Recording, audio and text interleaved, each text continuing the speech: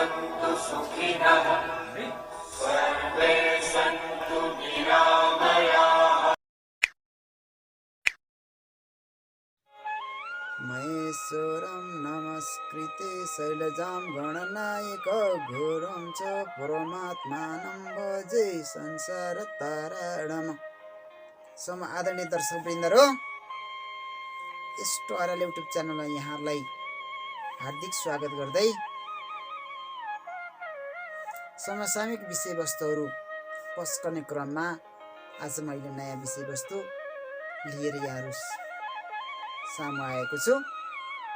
आजको विषयवस्तु रहेको छ दर्शकवृन्द, यी 5 चिजहरू यहाँले दिन प्रतिदिन आफ्नो जीवन पद्धतिमा अपनाउन थाल्नुभयो भने, सुरु गर्न थाल्नुभयो यो 5 चिजको भने यहाँको 6औं दिनमा भावीले नलेखेको भाग्य पनि लेखिन थाल्नेछ भने साथसाथै यहाँको जीवनै स्वर्गमय, स्वर्गतुल्य हुनेछ भन्ने सन्दर्भमा सामान्य जानकारी गराउन गइरहेको छु।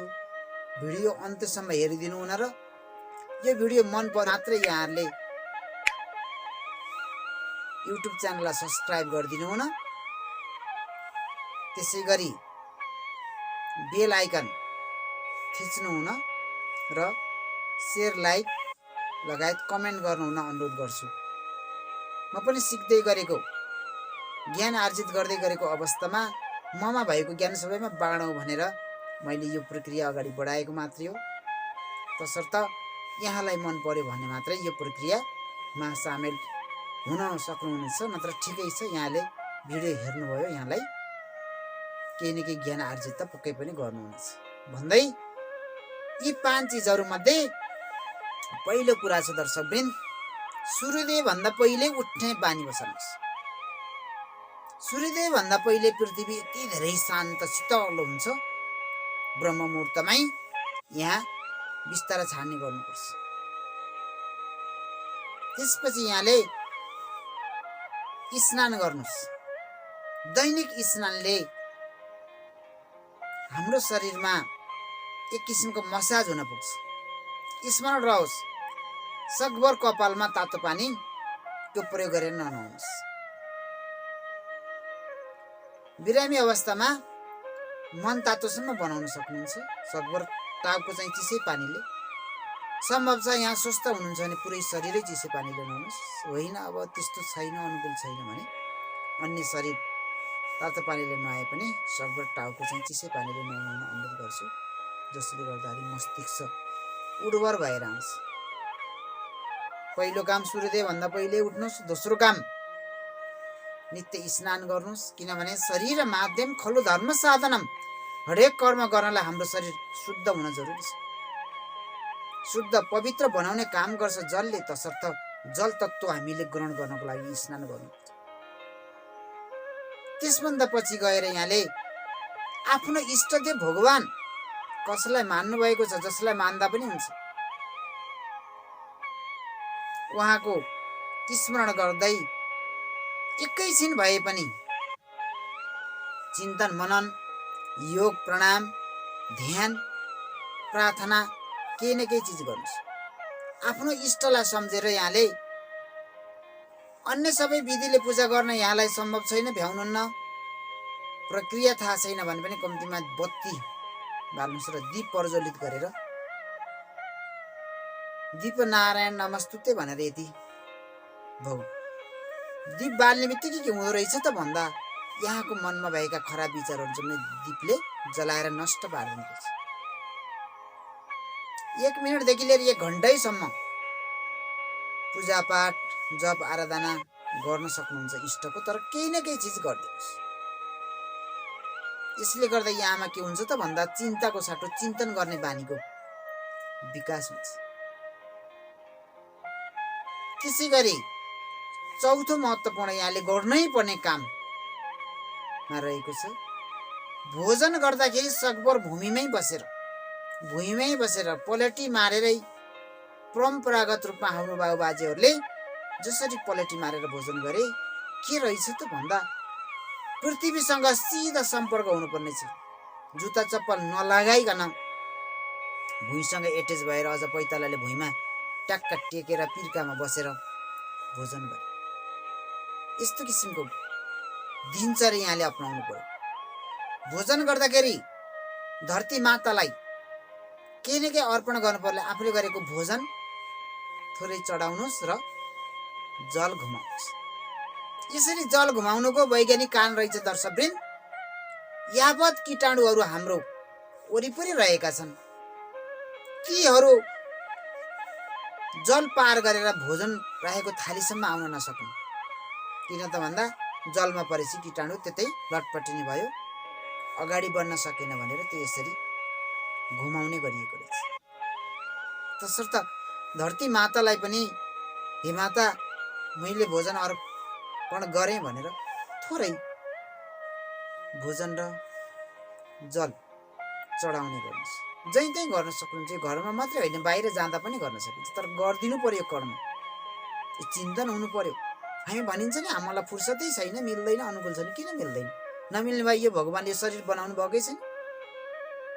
तसर्थ भूमि भनेको एकमात्र सत्यता, ट्रुथ दिनेवाला। यहाँलाई थाहा छ नि पृथ्वी तत्त्वमा गन्ध हुन्छ। यसरी भगवती मातालाई आफूले खाने भोजन अर्पण गर्न थाल्नु भने सुगन्ध फैलन थाल्छ, दुर्गन्ध हटेर जान्छ। तसर्थ यो चौथो काम यहाँले पक्कै पनि गर्नुहुनेछ। र अब रह्यो पाँचौं काम महत्त्वपूर्ण। यो त यति धेरै महत्त्वपूर्णको छ हजुरको। प्रत्येक बार कसरी कसलाई भोजन गराउने र यसरी भोजन गराउँदा के फल प्राप्ति हुन्छ त भन्ने सन्दर्भमा आइतबार र सोमबार यहाँले कुकुर तथा कौवालाई जसरी पनि भोजन गराउने गर्नुहोस्। आफूले जे भोजन गर्दै हुनुहुन्छ त्यही भोजन आफूले भोजन गर्नुभन्दा पहिले मानवोत्तर प्राणी भनेर 5 वटा प्राणीहरूलाई राखिएको छ। ती मध्ये कौवा र कुकुर पनि पर्छन्। दर्शकले किन यसरी दिनु भनिएको रहेछ भने आइतबार सूर्यको बार, सोमबार चन्द्रमाको बार। सूर्यले हेर्ने भनेको आफ्नो बाबापट्टिको सम्बन्धीहरू, आफ्नो वंश परम्परा तर्फ भने फेरि सोमबार चन्द्रमाले हेर्ने भनेको आमापट्टिको वंश परम्पराहरू।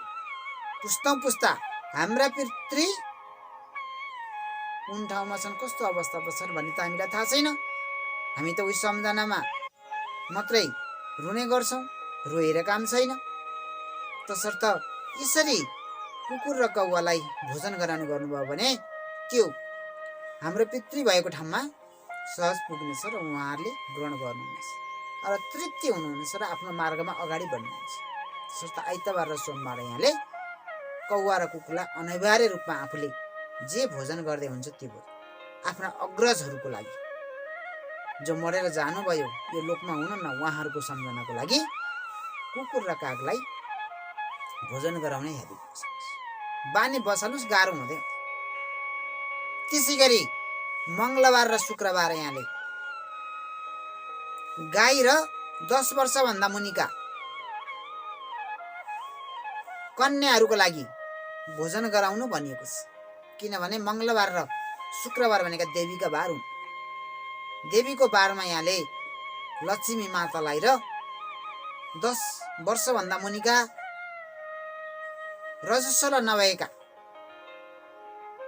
कन्या केटीहरूलाई लिनुपर्ने भएको भएर सायद यहाँनिर 10 वर्षभन्दा मुनि भनियो।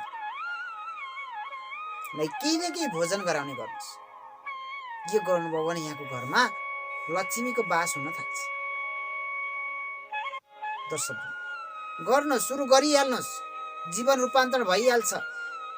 60को दिनमा नलेखेको भाग्य पनि अब तपाईँ आफै लेख्नुहुन्छ, आफ्नो कर्मले लेख्नुहुन्छ भने यहाँको जीवन त स्वर्गतुल्य रूपमा अगाडि बढ्ने किसिमको चिन्तन यहाँमा विकसित भएको छ। त्यसै गरी बुधबार र शनिबार यहाँले लुला लङ्गडा, कोरले हातखुट्टा झरेका अपाङ्गहरू, जुन मानसिक रूपमा अपाङ्ग, शारीरिक रूपमा अपाङ्ग छन्, तिनीहरूको लागि किन बुधबार र शनिबार लिएको रहेछ भन्नुहुन्छ भने बुध ग्रहलाई र शनि ग्रहलाई नपुंसक भनिँदो रहेछ। नपुंसक भनेको के रहेछ त भन्दा जुन कुरो अभाव छ। जस्तै यहाँको कसैकोले सन्तान जन्माएन भने फलानु नपुंसक रहेछ भनिन्छ नि। सन्तान जन्माउने क्षमता उसमा अभाव छ, त्यही भएर उसलाई नपुंसक भनियो। यसमा पनि बुध ग्रहले हेर्ने भनेको मानसिक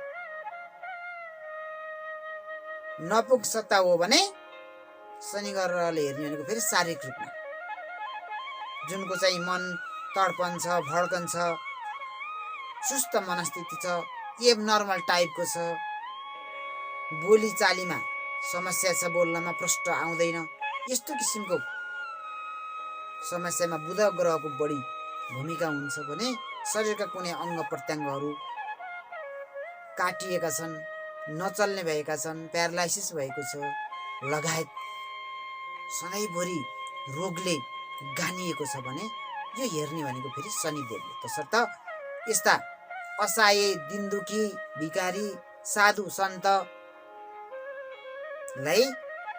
यहाँले बुधबार र शनिबारको दिनमा भोजन गराउन थाल्नुभयो भने यहाँको जीवनमा कुनै पनि अङ्ग अयोग्य हुने छैन भने कुनै किसिमको रोग पनि लाग्ने छैन। आफ्नो कर्म गर्नुहोस्। कर्मले महान बनाउँछ, सत्कर्मतिर प्रेरित भइन्छ। बुध राम्रो हुने बित्तिकै राम्रो राम्रो बुद्धि, असल चरित्र, राम्रो काममा मात्रै मन लाग्न थाल्छ भने शनिदेवको परम कृपा मिल्न थाल्यो भने दर्शकवृन्द फेरि शनि न्यायको कारक भएकोले यहाँले हरेक चिजमा न्याय पाउनुहुन्छ। नत्र यहाँ प्रकृतिबाटै दण्डित हुनुपर्छ। त्यही भएर शनिको 7.5 आउँदैछ राशिमा भनिन्छ नि। शनि महाराज कर्मको कारक भएको कारणले गर्दा, न्यायाधीश भएको कारणले गर्दा, दण्डाधिकारी भएको कारणले गर्दाखेरि यहाँले गरेका कर्मका जम्मै उजागर गर्नलाई जसरी पानीमा तेल तैरन्छ त्यस्तै गरी यहाँको कर्मलाई पुरा तैराएर उतारेर देखाउँछ। कर्म त लुकेर गरिन्छ, तर फल भोग्ने बेलामा पुरै देखिएर भोग्नुपर्ने व्यवस्था हुन्छ। हामी यही त देखिरहेको छ। यहाँलाई थाहा छ नि, भगवान् साम्ब सदाशिवजीलाई त शनिको 7.5 बेलामा गएर पिपलको बुट्टा पनि गएर लुक्नु भयो थियो भन्ने हामीले प्रसङ्ग पढ्न पाउँछौँ। तसर्थ किसिमको कर्ममा प्रेरित गर्नको लागि बुधबार र शनिबार दिन दुखीहरू, गरिब, असहाय, जसको सहारा छैन तिनीहरूलाई, अपाङ्ग छन्, मजदुरी गरेर खाने धेरै दुःख गर्नेहरू छन्, तिनीहरूको लागि भोजन खुवाउनुपर्छ। जीवन केही पनि छैन दर्शक, कर्कलाको पानी जस्तै त हो। कर्कलाको पानीमा राम्रो टक्क थोपा पानी अडियो भने कति राम्रोसँग घुम्छ, खसेपछि पश्चात त फुट्छ। जिन्दगी पनि त्यस्तै।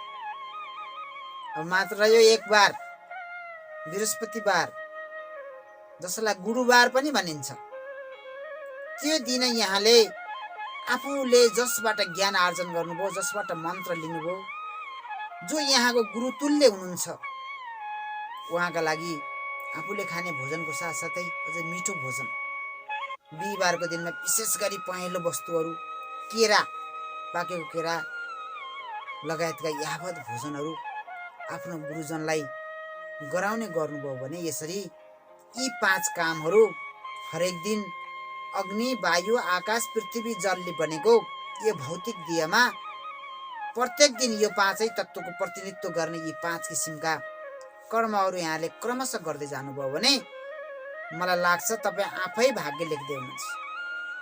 छैठीको दिनमा नलेखिएको भाग्य पनि अब यहाँको लेखिन थाल्छ भने घरै स्वर्ग हुन्छ। घरमै हुन्छ नि हरि जप्ने काम, घरमै हुन्छ वृन्दावन, घरमै स्वर्गधाम। यस्तो किसिमको भाव सन्ततिहरूले राम्रो संस्कार सिक्छन्। यहाँलाई थाहा छ नि, स्कुलमा त पढ्न जाने हो, धर्म संस्कार घरैमा सिक नानी हो। घरमा सिकाउनुहोस्, नत्र भोलि पछुताउन पर्ने हुन्छ। यो भौतिक दियालाई मात्र त्यति धेरै चिन्ता नलिनुहोस्, चिन्तन गर्नुहोस्। बहुजन हिताय बहुजन सुखायको भावनामा अगाडि बढ्नुहोस्। कति सिम्पल 5 तरिका यहाँलाई स्मरण पक्कै भयो। पहिलो, सूर्योदय कालभन्दा पहिले उठ्नुहोस्, जसले गर्दाखेरि शुक्र ग्रह राम्रो हुन थाल्छ, भौतिक सुख साधन यहाँको जीवनमा आउन थाल्छ। शरीरलाई स्नान गर्नुहोस्। शरीर माध्यम खलु धर्म साधनम। शरीर छ त सबै चिज छ, शरीर छैन केही पनि छैन। त्यसै गरी आफ्नो इष्टलाई प्रात स्मरण गर्नुहोस्, दियो जलाउनुहोस्, नमस्कार गर्नुहोस्, झुक्नुहोस् श्रद्धाले। भोजन गर्दाखेरि भूमिमै बसेर भोजन गर्नुहोस्, जसले गर्दाखेरि पृथ्वीमा भएको सत्यता गुण सुगन्ध यहाँमा ट्रान्सफर भएर भने यी बारहरू 7 बारलाई 4 भागमा विभक्त गरियो। आइतबार र सोमबारलाई एक ठाउँमा राखियो, मङ्गलबार र शुक्रबारलाई एक ठाउँमा राखियो, बुधबार र शनिबारलाई एक ठाउँमा राखियो र देवगुरु बृहस्पतिको बार बिहिबारलाई एक ठाउँमा राखेर यसरी 5 भागमा यो पनि पञ्चतत्त्वमा विभक्त गरेर हामीले यसरी कर्म गर्यौँ भने हामी पक्कै पनि सुखी त हुन्छौँ, खुसीको क्षण आएर आध्यात्मको मार्गमा अगाडि बढ्नेछौँ। मलाई आशा सबैजनाले यो काम अबदेखि सुरु गरिहाल्नुहुनेछ र जीवनलाई रूपान्तरण गरेर नयाँ जीवन, नयाँ जोस जाँगर उमङ्गले भरिपूर्ण जीवन जिउने कला सिक्नुहुनेछ भन्दै फेरि आगामी दिनहरूमा यस्तै विषयवस्तुहरू लिएर यहाँहरू माझ आउनेछु। त्यति बेलासम्मको लागि बिदा दिनुहोस्। हस्त हरि ओ।